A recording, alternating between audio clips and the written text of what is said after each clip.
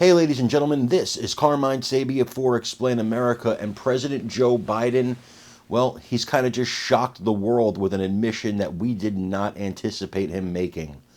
Before we get started, please make sure you like, comment, share, and subscribe. Those little things really help us out, and they help our channel continue to grow. And if you're not watching us on YouTube, please check the lower right-hand corner. You'll see our address there. It's youtube.com/@explainamerica.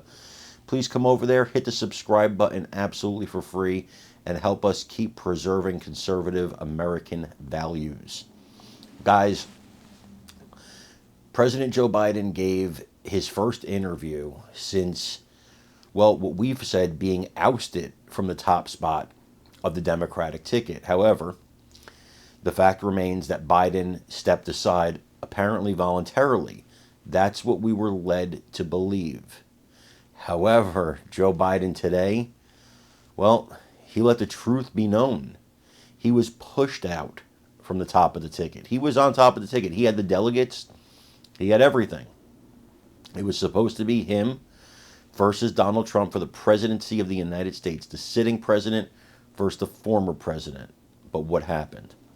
What happened is members of the Senate, members of Congress, Nancy Pelosi, Senate Majority Leader and New York Senator Mr. Charles Schumer, and others basically strong-armed this man into giving away his spot atop the ticket. Now, this is some banana republic stuff. Biden, he appears to be on board with it for the good of the party, the Democrat Party. Not you, not me, not America. Maybe in his mind he does think that it's for the good of America, and maybe Democrats really believe that former President Donald Trump is an existential threat and this is for the good of America. Let's take them at their word. But what they did to, quote, preserve democracy, end quote, was very undemocratic.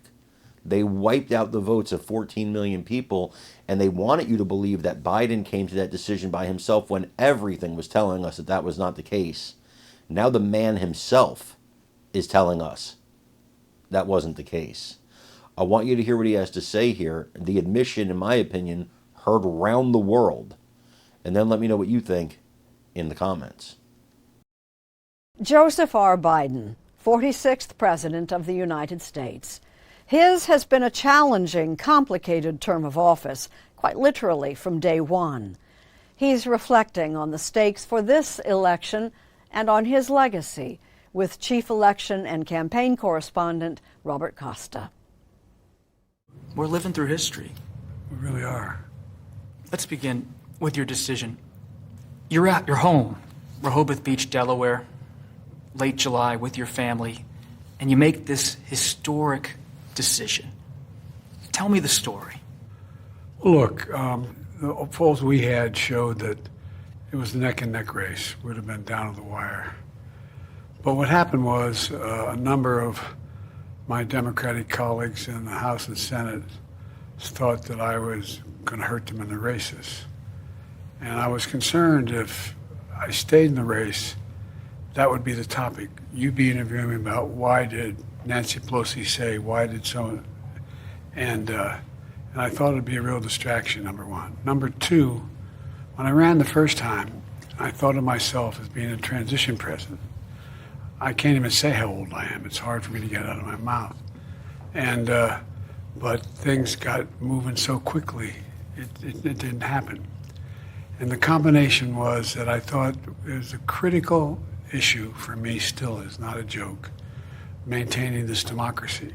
But I thought it was important because although it's a great honor being president, I think I have an obligation to the country to do the most important thing to do, and that is we must defeat Trump. I saw those images of your family in the Oval Office sitting just over to your left as you addressed the nation. They came up to you after the speech. What did you say to them? It's what they said to me. They said, my grandchildren call me Pop, my children call me Dad. And they said they were proud, and it mattered to me a lot. When I saw you with your family in the Oval, I wondered, is he thinking of Bo?